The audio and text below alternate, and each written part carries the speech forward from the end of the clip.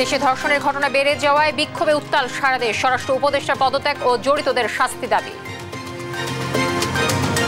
এখন পর্যন্ত যতগুলো ধর্ষণ হয়েছে তার প্রত্যেকটার বিচার না হওয়া পর্যন্ত আমরা সমস্ত ক্লাস পরীক্ষা সমস্ত কিছু বর্জন করছি। স্বরাষ্ট্র উপদেষ্টা তার পদ থেকে সে ব্যর্থ, তার অতিরিক্ত আমরা পদত্যাগ চাই। ধর্ষকদের জনসমক্ষে এনে কঠোর থেকে কঠোরতর শাস্তি প্রদান করা হোক। বাংলাদেশে ধর্ষকদের কোনো স্থান হবে না। 15 দিনের মধ্যে মামলার তদন্ত প্রতিবেদন ও 90 দিনে শেষ করতে হবে বিচার। বিচারের জন্য আগে সময় ছিল সেটা আমরা অর্ধেক করে দিচ্ছি। 90 দিনের মধ্যে ধর্ষণের মামলায় 90 দিনের মধ্যে বিচার করতে হবে। মাগুরার শিশুর ছবি সামাজিক মাধ্যম থেকে সরানোর নির্দেশ। নিয়োগ দিতে হবে সমাজ সেবা কর্মকর্তা। আইনি সহায়তা দেবে বিএনপি। ট্রাইব্যুনালের সাবেক রাষ্ট্রদূত মারুফুজ্জামানের গুমের অভিযোগ। 12 মে আতিক সহ 10 জনের বিরুদ্ধে তদন্ত প্রতিবেদন দেওয়ার আদেশ। 10 বছর আটকা 2 পানি শোধনাগার প্রকল্প প্রধান উপদেষ্টার অসন্তোষ। নদীগুলোকে দূষণমুক্ত করতে অগ্রাধিকার দেওয়ার নির্দেশ। নাবিল ও সামিট গ্রুপের 264টি ব্যাংক হিসেবে 150 কোটি টাকা ফ্রিজ। নাবিলের 39টি জমির দলিল জব্দ। বিদেশি সম্পদ জব্দের জন্য চিঠি। এবং চ্যাম্পিয়ন্স ট্রফির ফাইনালে নিউজিল্যান্ডের দেয়া 252 রানের টার্গেটে ব্যাট করছে ভারত। অর্ধশতক রোহিত শর্মার। দর্শক, সংবাদ রাতে শুনছিলেন শিরোনামগুলো। আপনাদের সঙ্গে রয়েছে আমি তানজিয়া জ্যোতি। ধর্ষকের সর্বোচ্চ শাস্তি দ্রুততম সময়ের মধ্যে নিশ্চিত করার দাবিতে উত্তাল ঢাকা বিশ্ববিদ্যালয়। সকাল থেকে বিভিন্ন বিভাগের শিক্ষার্থীরা ক্ষোভ প্রকাশ করেন রাজু ভাস্কর্যের পাদদেশে। বেলা গড়ালে 3টার দিকে লাঠি মিছিল বের করে ধর্ষণ ও নিপীড়নের বিরুদ্ধে বাংলাদেশ। এ সময় স্বরাষ্ট্র উপদেষ্টার পদত্যাগ, ধর্ষণের বিচারে আলাদা ট্রাইব্যুনাল গঠন সহ 9 দফা দাবি জানান তারা। এ বিষয়ে আরো জানাচ্ছেন আমাদের সহকর্মী জান্নাতুল মোহনা। মাগুরার 8 বছরের শিশু ধর্ষণ সহ সারা দেশে নারী হেনস্থার ঘটনায় নিন্দা ও প্রতিবাদ জানিয়ে রোববার সকাল থেকে বিক্ষোভ স্লোগানে উত্তাল ঢাকা বিশ্ববিদ্যালয়ের ক্যাম্পাস। দফায় দফায় বিক্ষোভ সমাবেশ করেন বিশ্ববিদ্যালয়ের বিভিন্ন বিভাগ এবং আশেপাশের প্রতিষ্ঠানের শিক্ষার্থীরা। ধর্ষকের সর্বোচ্চ শাস্তি ফাঁসি এবং দ্রুততম সময়ে বিচার নিশ্চিতের দাবি জানান তারা। ধর্ষককে প্রকাশ্যে শাস্তি দিতে হবে এবং তার সর্বোচ্চ শাস্তি মৃত্যুদণ্ড এবং সেটা সর্বোচ্চ দ্রুততম সময়ে কার্যকর করতে হবে। নারী দিবসে আমরা 11টার বেশি ধর্ষণের সংবাদ পেয়েছি। আমরা ধর্ষকের সর্বোচ্চ শাস্তি চাই, প্রকাশ্যেও ধর্ষকের শাস্তি চাই। ধর্ষণের খবর দেখতে দেখতে ক্লান্ত, এখন আমরা ধর্ষকের বিচার হচ্ছে সেই খবরটা দেখতে চাই এবং সেই নিশ্চয়তা যেন রাষ্ট্র তৈরি করতে পারে এবং সেই রাষ্ট্র যদি সেই নিশ্চয়তা দিতে না পারে তাহলে সেই রাষ্ট্রের প্রতি আমার ধিক্কার এবং ঘৃণা। বেলা 3টায় রাজু ভাস্কর্য থেকে লাঠি হাতে মিছিল বের করে ধর্ষণ ও নিপীড়নের বিরুদ্ধে বাংলাদেশ। সেখান থেকে ভিসি চত্বর হয়ে কাটাবন ঘুরে শাহবাগ দিয়ে আবার রাজু ভাস্কর্যে ফিরেন তারা।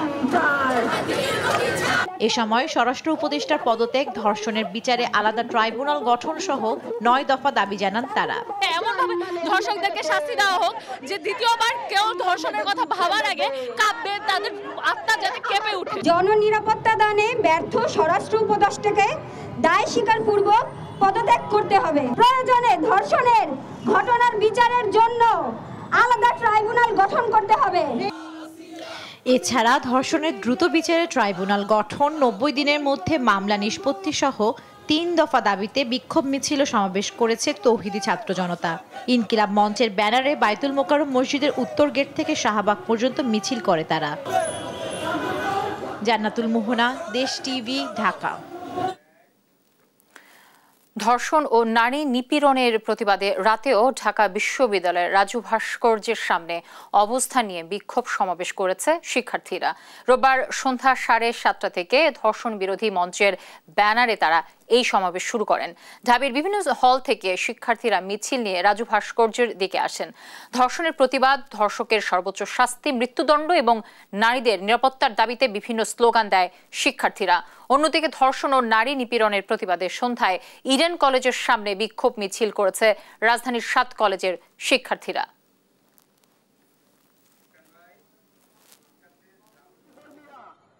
যতক্ষণ পর্যন্ত ধর্ষকদের দৃষ্টান্তমূলক শাস্তি নিশ্চিত করা যাচ্ছে ততক্ষণ পর্যন্ত আমরা ফিলোসফি ডিপার্টমেন্ট ঢাকা বিশ্ববিদ্যালয়ের পক্ষ থেকে সকল প্রকার একাডেমিক কার্যক্রম বর্জন ঘোষণা করছি এবং আমাদের সাথে গতকাল রাত থেকে MIS, ইংলিশ, জিওলজি এবং ফিল্ম ফটোগ্রাফি ডিপার্টমেন্ট, তারা তাদের সকল প্রকার একাডেমিক কার্যক্রম বর্জন ঘোষণা করছে। আমরা আহ্বান জানাচ্ছি অন্যান্য ডিপার্টমেন্টকেও, তারা যেন আমাদের সাথে একত্র পোষণ করে। এবং শুধু ঢাকা বিশ্ববিদ্যালয় নয়, ধর্ষণ সহ নারীর প্রতি সহিংসতার ঘটনায় বিক্ষোভ প্রতিবাদে মুখর সারা দেশ। ধর্ষকের সর্বোচ্চ শাস্তির দাবিতে সোচ্চার রাজশাহী ও জাহাঙ্গীরনগর সহ বিভিন্ন বিশ্ববিদ্যালয়ের শিক্ষার্থীরাও। এছাড়া মাগুরায় শিশু ধর্ষণের প্রতিবাদে চতুর্থ দিনের মতো কর্মসূচি পালন করেছেন শিক্ষার্থী সহ সাধারণ মানুষ। সহকর্মীদের পাঠানো তথ্য ও ছবিতে নুসরাত শোভা রিপোর্ট। দেশজুড়ে নারীর প্রতি সহিংসতার প্রতিবাদে এবং ধর্ষকের সর্বোচ্চ শাস্তির দাবিতে ক্লাস পরীক্ষা বর্জন করে আন্দোলন করছেন রাজশাহী বিশ্ববিদ্যালয়ের শিক্ষার্থীরা।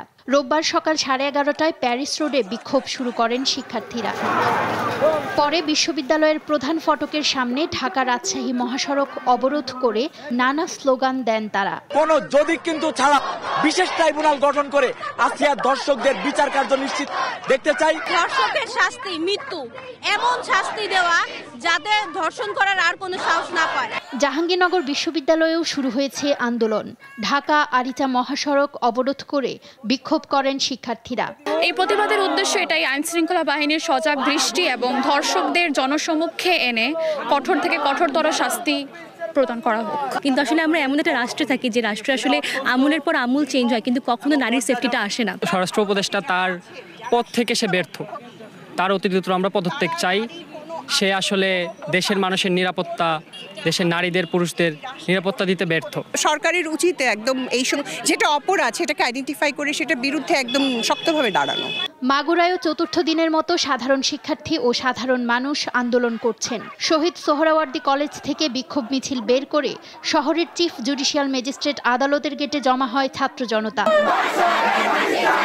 কুমিল্লার কান্দিরপাড় পুবালি চত্বর থেকে মিছিল শুরু করেন শিক্ষার্থীরা। পরে পুলিশ লাইনসে অবস্থান নেন এবং স্লোগান দেন তারা।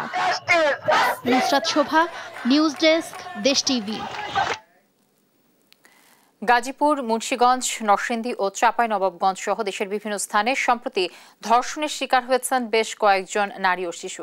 এলাকাবাসীর সহযোগিতায় এরই মধ্যে গ্রেফতার করা হয়েছে অভিযুক্ত বেশ কয়েকজনকে। সহকর্মীদের পাঠানো তথ্য ও চিত্রে টুম্পা আফরোজের রিপোর্ট। গাজীপুরে শিশু ধর্ষণ ও ধর্ষণ চেষ্টার অভিযোগে 2 জনকে আটক করেছে পুলিশ। শনিবার রাত 10টার দিকে শ্রীপুর উপজেলা থেকে তাদের আটক করা হয়। শ্রীপুরে এক শিশুকে ধর্ষণ ও ভিডিও ধারণের অভিযোগে আরমান নামে একজনকে আটক করে পুলিশ। অপরদিকে মাওনা এলাকায় এক মাদ্রাসা শিশু শিক্ষার্থীকে ধর্ষণ চেষ্টার অভিযোগে মাদ্রাসা শিক্ষক আব্দুল মালিককে গণধোলাই দিয়ে পুলিশে দিয়েছে এলাকাবাসী। তাদের বিরুদ্ধে আইনগত ব্যবস্থা প্রক্রিয়াধীন রয়েছে বলে জানায় পুলিশ। মুন্সিগঞ্জে 8 বছর ও 10 বছর বয়সী 2 শিশুকে খাবার ও বেলুন কিনে দেওয়ার প্রলোভনে ধর্ষণের অভিযোগে সেকান্দর আলী চোকদার নামের এক বৃদ্ধকে গ্রেপ্তার করেছে পুলিশ। অভিযুক্ত বৃদ্ধ সদরের চর মুক্তারপুর এলাকায় শরবত বিক্রি করত এবং ওই 2 শিশুর পরিবারের সাথে ভাড়া বাড়িতে থাকত। শুক্রবার রাতে সদর উপজেলার চর মুক্তারপুর এলাকায় স্থানীয়রা তাকে আটক করে পুলিশের হাতে তুলে দেয়। এ ঘটনায় 2 শিশুর একজনের মা মামলা করেন। টাঙ্গাইলে 10 বছর বয়সী মাদ্রাসা পড়ুয়া শিক্ষার্থীকে ধর্ষণের অভিযোগ উঠেছে সিএনজি চালক ফিরোজের বিরুদ্ধে। গত 17 ফেব্রুয়ারি ধর্ষণের ভিডিও ধারণ করে শিশুটিকে দেয়া হয়েছে হত্যার হুমকিও। পরে শিশুটি মানসিক বিপর্যস্ত হয়ে পড়লে জোরপূর্বক গ্রাম্য সালিশ ডেকে পরিবারের হাতে ধরিয়ে দেওয়া হয় 92,000 টাকা। পরে শিশুটির পরিবার 10 জনকে আসামি করে মামলা করলেও এখনো গ্রেপ্তার হয়নি কেউ। নরসিংদীতে 23 বছর বয়সী সন্তান সম্ভাবা এক নারীকে আটকে রেখে গণধর্ষণের অভিযোগ উঠেছে। এ ঘটনায় শনিবার রাতে ভুক্তভোগী নারী থানায় মামলা দায়ের করেন। অভিযোগের প্রেক্ষিতে ইকবাল হোসেন নামের একজনকে গ্রেপ্তার করেছে পুলিশ। ভুক্তভোগী নারী জানান, গত 19 ফেব্রুয়ারি তার কারাগারে বন্দী স্বামীকে ছাড়িয়ে আনার কথা বলে মার্কেটের একটি রুমে তাকে 3 দিন আটকে রেখে সংঘবদ্ধভাবে ধর্ষণ করে ইকবাল পাপ্পু সহ বেশ কয়েকজন। চাঁপাইনবাবগঞ্জের গোমস্তাপুরে 8 বছরের এক শিশুকে ধর্ষণ চেষ্টার অভিযোগে বাইরুল ইসলাম নামে এক ব্যক্তিকে গণপিটুনি দিয়ে পুলিশে সোপর্দ করেছে এলাকাবাসী। শনিবার দুপুরে উপজেলার বাঙ্গাবাড়ি ইউনিয়নের দাড়িপাতায় একটি গম খেতে এ যৌন হয়রানির ঘটনা ঘটে। টুম্পা আফরোজ, নিউজ ডেস্ক, দেশ টিভি। 15 দিনের মধ্যে ধর্ষণ মামলার তদন্ত প্রতিবেদন ও 90 দিনের বিচার শেষ করতে হবে বলে জানিয়েছেন আইন উপদেষ্টা আসিফ নজরুল। আর ধর্ষণের বিরুদ্ধে সরকারের জিরো টলারেন্স নীতির কথা জানান স্বরাষ্ট্র উপদেষ্টা জাহাঙ্গীর আলম চৌধুরী। রোববার দুপুরে সচিবালয়ে যৌথ সংবাদ সম্মেলনে এসব কথা জানান তারা। নাফিয়া ফারজানার প্রতিবেদন। মাগুরায় 8 বছরের শিশু ধর্ষণের ঘটনায় উত্তাল দেশ। অভিযুক্তদের জনসম্মুখে ফাঁসি ও নারীর নিরাপত্তা নিশ্চিতের দাবিতে ঢাকাসহ দেশের বিভিন্ন জেলায় চলছে আন্দোলন। এমতাবস্থায় রোববার দুপুরে সচিবালয়ে আইন মন্ত্রণালয়ের সভাকক্ষে সমসাময়িক বিষয় নিয়ে সংবাদ সম্মেলনের আয়োজন করা হয়। এ সময় নারীর প্রতি সহিংসতা প্রতিরোধে কয়েকদিনের মধ্যে আইনে বেশ কিছু পরিবর্তন আনা হবে বলে সাংবাদিকদের জানান আইন উপদেষ্টা আসিফ নজরুল। বলেন 15 দিনের মধ্যে ধর্ষণ মামলার তদন্ত প্রতিবেদন ও 90 দিনে বিচার শেষ করতে হবে। এই যে তদন্তের সময় সেটাও আমরা অর্ধেক করে দিচ্ছি। আগে ছিল 30 দিন, এখন আমরা 15 দিন করে দিচ্ছি। বিচারের জন্য আগে সময় ছিল যেটা, সেটা আমরা অর্ধেক করে দিচ্ছি। 90 দিনের মধ্যে ধর্ষণের মামলায় 90 দিনের মধ্যে বিচার করতে হবে। এ সময় আইন উপদেষ্টা আরো বলেন, বিচার শেষ না হওয়া পর্যন্ত মামলায় অভিযুক্ত কাউকে জামিন দেয়া হবে না। ধর্ষণের মামলা যদি 90 দিনের মধ্যে বিচার সম্পন্ন নাও হয়, এই অজুহাতে কাউকে জামিন দেওয়া যাবে না। এদিকে ধর্ষণ সহ নারী ও শিশু নির্যাতনের বিরুদ্ধে সরকারের অবস্থান অত্যন্ত স্পষ্ট বলে মন্তব্য করেছেন স্বরাষ্ট্র উপদেষ্টা জাহাঙ্গীর আলম চৌধুরী। জানান, ঘটে যাওয়া ধর্ষণের ঘটনার সাথে জড়িতদের বিচার নিশ্চিত এবং তাদের সর্বোচ্চ বিচারের আওতায় আনা হবে। মাগুরায় ঘটনা যারা অভিযুক্ত তাদের সবাইকে ইতিমধ্যে গ্রেপ্তার করা হয়েছে। আইনি প্রক্রিয়ার মাধ্যমে তাদের সর্বোচ্চ শাস্তি নিশ্চিত করবে সরকার। এছাড়া রমজানে আইন শৃঙ্খলা পরিস্থিতি স্বাভাবিক রাখতে রাজধানীর শতাধিক পয়েন্টে চেকপোস্ট বসানো হয়েছে। রমজান এবং ঈদে জননিরাপত্তা নিশ্চিতে যথাযথ ব্যবস্থা নেওয়ার কথাও জানান স্বরাষ্ট্র উপদেষ্টা। রমজানের আইন শৃঙ্খলা পরিস্থিতি স্বাভাবিক রাখতে সরকার বদ্ধপরিকর। নাফিয়া ফারজানা, দেশ টিভি, ঢাকা। মাগুরায় বোনের বাড়িতে বেড়াতে এসে ধর্ষণের শিকার শিশুর বিচার 6 মাসের মধ্যে শেষ করার নির্দেশ দিয়েছেন হাইকোর্ট। সে সাথে আগামী 24 ঘন্টার মধ্যে ভুক্তভোগীর ছবি সামাজিক যোগাযোগ মাধ্যম থেকে সরিয়ে ফেলার পাশাপাশি পরিবারকে দেখভালের সমাজসেবা কর্মকর্তা নিয়োগের আদেশ দিয়েছেন আদালত। আর ভুক্তভোগী পরিবারকে আইনি সহায়তা দেওয়ার সিদ্ধান্ত নিয়েছে বিএনপি। বিস্তারিত জানাচ্ছেন সাবরিনা মজুমদার। 3 দিন ধরে অচেতন অবস্থায় সিএমএইচ হাসপাতালে চিকিৎসাধীন মাগুরার 8 বছরের শিশুটি এখন জীবন মৃত্যুর সন্ধিক্ষণে। দেশজুড়ে আলোড়ন তোলা এই ঘটনা হাইকোর্টের নজরে আনেন আইনজীবী মাহসিব হুসাইন। রোববার হাইকোর্টের এক দ্বৈত বেঞ্চ উক্ত ঘটনার বিচারকাজ 6 মাসের মধ্যে শেষ করার পাশাপাশি আগামী 24 ঘন্টার মধ্যে ভুক্তভোগীর সব ধরনের ছবি সামাজিক যোগাযোগ মাধ্যম থেকে সরিয়ে ফেলার নির্দেশ দেন আদালত। একটা রেপ ভিকটিমের আইডেন্টিটি যেন কোনো অবস্থাতেই যেন ডিসক্লোজ না থাকে, এটা আইনের লঙ্ঘন হচ্ছে। আর এটাকেই যেন বাস্তবায়ন করা হয়, তার জন্য প্রত্যেকটা গভর্নমেন্ট এন্টিটিকে কোর্টের উপর থেকে ডাইরেকশন দেওয়া হলো। এদিন শিশুটির পরিবারকে দেখভালে সংশ্লিষ্ট পক্ষকে 2 জন সমাজসেবা কর্মকর্তা নিয়োগ দিতেও বলেন আদালত। ইমিডিয়েটলি একটা 2 জন আপনার অফিসার নিয়োগ করে দেওয়া, যাতে করে হচ্ছে কি তারা যেন বাচ্চাটা যেহেতু হচ্ছে তাদের রেসিডেন্সটা মাগুরাতে, বাট এই মুহূর্তে তারা আছে ঢাকাতে, তার জন্য 2 জন ওয়েলফেয়ার অফিসার ঢাকা এবং মাগুরা উভয় তারা হচ্ছে কি ইমিডিয়েটলি বাচ্চাটাকে লুক আফটার করা শুরু করবে, যাতে করে বাচ্চাটার সেফটি, হেলথ, সোশ্যাল স্ট্যাটাস সবকিছু যেন তারা যেন প্রপারলি এনশিওর করতে পারে। মামলা পরিচালনার খরচ বহনের পাশাপাশি আইনি সহায়তা প্রদানে আইনজীবী প্যানেল কাজ করবে বলে জানান বিএনপির আইন উপদেষ্টা। সম্পূর্ণভাবে এই আইনজীবী প্যানেলের কাজটা হবে পরিপূর্ণভাবে বিএনপির পক্ষ থেকে, এবং এইখানে কোনো ধরনের কোনো আইনগত সহায়তার ক্ষেত্রে আইনজীবীদের যে একটা খরচ থাকে, সেই খরচটাও জনাব তারেক রহমান সাহেব ব্যক্তিগতভাবে বহন করবেন। গত 6 মার্চ বোনের বাড়িতে বেড়াতে গিয়ে ধর্ষণের শিকার হন শিশুটি। ঢাকা মেডিকেল কলেজ হাসপাতালে 2 দিন চিকিৎসা শেষে শনিবার সিএমএইচ হাসপাতালে ভর্তি করা হয় তাকে। সাবরিনা মজুমদার, দেশ টিভি, ঢাকা। আন্তর্জাতিক অপরাধ ট্রাইব্যুনালে গুমের অভিযোগ দায়ের করেছেন সাবেক রাষ্ট্রদূত ও অতিরিক্ত পররাষ্ট্র সচিব এম মারুফ জামান। ঢাকা উত্তর সিটির সাবেক মেয়র আতিকুল ইসলাম, আওয়ামী লীগের শিক্ষা বিষয়ক সম্পাদক শাহিনুর মিয়া সহ 9 জনের বিরুদ্ধে 12 মে তদন্ত প্রতিবেদন দাখিলের নির্দেশ দিয়েছেন ট্রাইব্যুনাল। সাবরিনা মজুমদারের আরেকটি রিপোর্ট দেখব আমরা। সরু কন্টেইনারের মতো ঘর, সাথে ঘুটঘুটে অন্ধকার, ছিল টর্চার সেল। সাবেক রাষ্ট্রদূত এম মারুফ জানান কিভাবে 16 মাস কেটেছিল তার আয়না ঘরে। আপনারা যদি আয়নাঘর কি আসলে জানতে চান, তাহলে বড় বড় যদি আপনি যে কি বলে কন্টেইনার আছে না, লোহার কন্টেইনার দেখেন জাহাজে যায়, ঠিক ওইরকম যদি আরও লম্বা করেন, অন্ধকার করে রাখেন, যে ওটা ভিতরে যা থাকে ঠিক আয়নাঘর তাই ছিল। 10টা সেল ছিল এবং অসহায় ব্যক্তিদেরকে কান্না যে কি টর্চার করা হতো আমি অকল্পনীয়। শেখ হাসিনা ও ভারত বিরোধী মনোভাব নিয়ে লেখা প্রকাশ করার কারণে 2017 সালের 4 ডিসেম্বর অস্ত্রের মুখে গুম করা হয় তাকে। রোববার আন্তর্জাতিক অপরাধ ট্রাইব্যুনালে এসে অভিযোগ দায়ের করেন তিনি। আমি ভারত বিরোধী ছিলাম এবং আমি হাসিনার যত কুকীর্তি, গুম, খুন, যে এক্সট্রা জুডিশিয়াল কিলিং, তারপরে যে সিক্রেট চুক্তিগুলো করা হতো, কারণ আমি মনে রাখেন আমি কিন্তু ডিপ্লোম্যাট, আমি জানতাম তারা কি করছে এবং আমি সেগুলো লিখতাম। এদিকে জুলাই অভ্যুত্থানে উত্তরায় গণহত্যার অভিযোগে ঢাকার উত্তর সিটির সাবেক মেয়র আতিকুল ইসলাম সহ মোট 9 আসামির তদন্ত প্রতিবেদন 12 মের মধ্যে দাখিলের নির্দেশ দিয়েছেন ট্রাইব্যুনাল। সেই সাথে ওসি মুজিবুর রহমানকে 16 মার্চ ও এসি জাবেদ ইকবালকে জিজ্ঞাসাবাদের অনুমতি দিয়েছেন ট্রাইব্যুনাল। উত্তরার ব্যাপারে যেটা আমরা বলেছি যে এই জুলাই আগস্ট এই ছাত্র অভ্যুত্থান, জনতার অভ্যুত্থান চলাকালে সেখানে এই যাদের দুজনের ব্যাপারে আমরা ইন্টারোগেশন চেয়েছি, এদের নেতৃত্বে প্রায় 2 শতাধিক ছাত্র জনতাকে সেখানে হত্যা করা হয়। সে কারণে তাদের কাছ থেকে ডিটেইল তথ্য উদ্ঘাটনের জন্য তাদেরকে আমরা জিজ্ঞাসাবাদ করার জন্য অনুমতি দিয়েছি, আদালত তাদেরকে অনুমতি দিয়েছেন। এদিন রামপুরার গণহত্যার ঘটনায় 3 জন পুলিশ সদস্যের বিরুদ্ধে নতুন করে গ্রেফতারি পরোয়ানা জারি করেছেন আদালত। সাবিনা মজুমদার, দেশ টিভি, ঢাকা।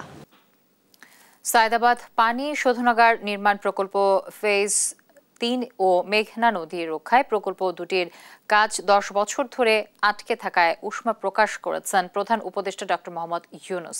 রোববার বেলা 12টায় রাষ্ট্রীয় অতিথি ভবন যমুনায় বৈঠকে স্থানীয় সরকার বিভাগ, ঢাকা ওয়াসা পরিকল্পনা কমিশনের ভৌত অবকাঠামো বিভাগ, অর্থনৈতিক সম্পর্ক বিভাগ, পরিবেশ, বন ও জলবায়ু পরিবর্তন মন্ত্রণালয় ও পরিবেশ অধিদপ্তরের উচ্চপদস্থ কর্মকর্তারা উপস্থিত ছিলেন প্রধান উপদেষ্টার এসডিজি বিষয়ক মুখ্য সমন্বয়ক লামিয়া মোর্শেদ ও মুখ্য সচিব সিরাজ উদ্দিন মিয়া। এ সময় বিস্ময় জানিয়ে প্রধান উপদেষ্টা বলেন, এরকম গুরুত্বপূর্ণ প্রকল্প প্রায় 10 বছর ধরে আটকে আছে, অথচ ঢাকা শহরের মানুষের জন্য এটি অত্যন্ত জরুরি।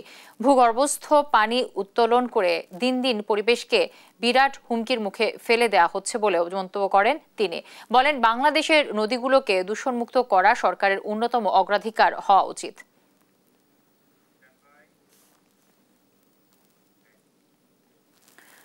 বাংলাদেশে তেল শোধনাগার নির্মাণ ও বিশেষ অর্থনৈতিক অঞ্চলে বিনিয়োগ করতে কুয়েতকে আহ্বান জানিয়েছেন প্রধান উপদেষ্টা ডক্টর মোহাম্মদ ইউনূস।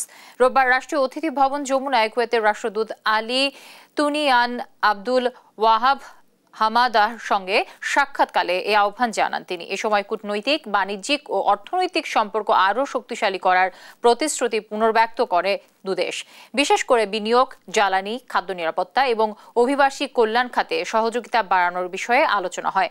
বাংলাদেশের বিশেষ অর্থনৈতিক অঞ্চলে বিনিয়োগের পাশাপাশি আগামী 7 থেকে 9 এপ্রিল ঢাকায় অনুষ্ঠিতব্য বিনিয়োগ সম্মেলনে অংশ নিতে কুয়েতের প্রতি আহ্বান জানান প্রধান উপদেষ্টা।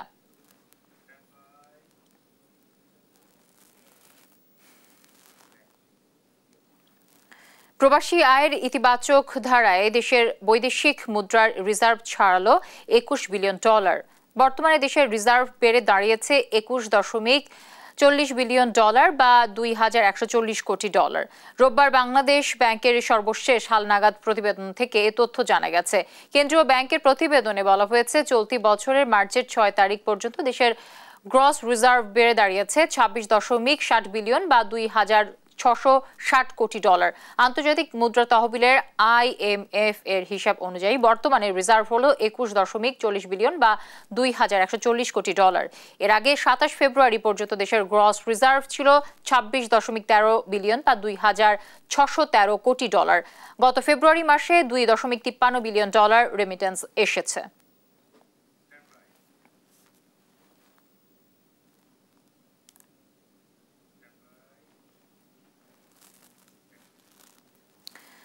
সামিট গ্রুপের 191টি ব্যাংক হিসেবে প্রায় 42 কোটি টাকা এবং নাবিল গ্রুপের 73টি ব্যাংক হিসেবে প্রায় 100 কোটি টাকার পাশাপাশি 39টি জমির দলিল জব্দ করেছে দুর্নীতি দমন কমিশন। সংশ্লিষ্ট প্রতিষ্ঠানটি দুটি দেশে অবৈধ সম্পদ জব্দের পাশাপাশি বিদেশে থাকা সম্পদ জব্দের জন্য চিঠি দেওয়া হয়েছে। বিস্তারিত জানাচ্ছেন ফজলে আদিত্য। নাবিল গ্রুপ অব ইন্ডাস্ট্রির চেয়ারম্যান আমিনুল ইসলাম ও তার পরিবারের সদস্যদের বিরুদ্ধে প্রতিষ্ঠানের নামে জাল জালিয়াতি, প্রতারণা ও ঘুষ দুর্নীতির মাধ্যমে ব্যাংক থেকে ঋণ গ্রহণ, আত্মসাৎ সহ মানি লন্ডারিংয়ের প্রাথমিক প্রমাণ পেয়েছে দুর্নীতি দমন কমিশন।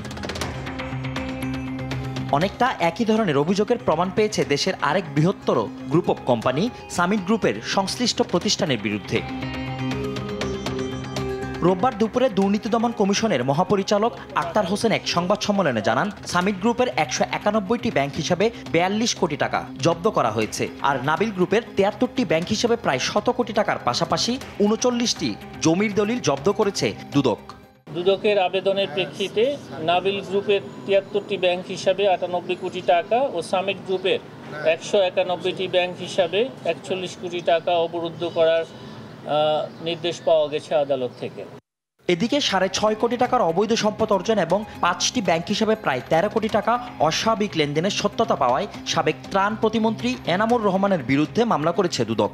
গাতোয়া এরুশের সাথে সঙ্গতিবিহীন 6.50 কোটি টাকারও বেশি মূল্যের সম্পদ অর্জন এবং 5টি ব্যাংক হিসাবে 12.69 কোটি টাকারও বেশি অস্বাভাবিক সন্দেহজনক লেনদেনের মাধ্যমে মানি লন্ডারিং সংক্রান্ত অপরাধ সংগঠনের অপরাধ প্রমাণিত হয় এবং মানি লন্ডারিং প্রতিরোধ আইন 2012 সংশ্লিষ্ট ধারায় একটি মামলা রুজুর সিদ্ধান্ত গৃহীত হয়েছে।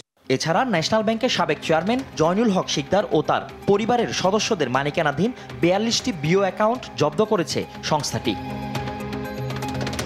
ফজলে আদিত্য, দেশ টিভি, ঢাকা। ত্রয়োদশ সংসদ নির্বাচনে অংশ নিতে ইচ্ছুক নতুন দলগুলোকে নিবন্ধন নিতে আবেদন আহ্বানের সিদ্ধান্ত নিয়েছে নির্বাচন কমিশন। এ বিষয়ে সোমবার গণবিজ্ঞপ্তি জারি করবে নির্বাচন পরিচালনার দায়িত্বে থাকা সংস্থাটি। ইসি সূত্র জানিয়েছে, সোমবার নতুন দলগুলোর কাছে থেকে নিবন্ধন আবেদন আহ্বানের জন্য গণবিজ্ঞপ্তি জারি করা হবে। ইতোমধ্যে কমিশন এই সিদ্ধান্ত অনুমোদন দিয়েছে। আবেদন করা যাবে 20 এপ্রিল পর্যন্ত। বর্তমান ইসির নিবন্ধিত দল হিসেবে 54টি রাজনৈতিক দল রয়েছে। নিবন্ধনের কার্যক্রম শেষ হলে এ সংখ্যা আরও বাড়বে বলে জানা গেছে। এদিকে জাতীয় পরিচয় নিবন্ধন বা এনআইডি কার্যক্রম নিবন্ধন কমিশনের অধীনে রাখতে সরকারকে চিঠি দিয়েছে কমিশন।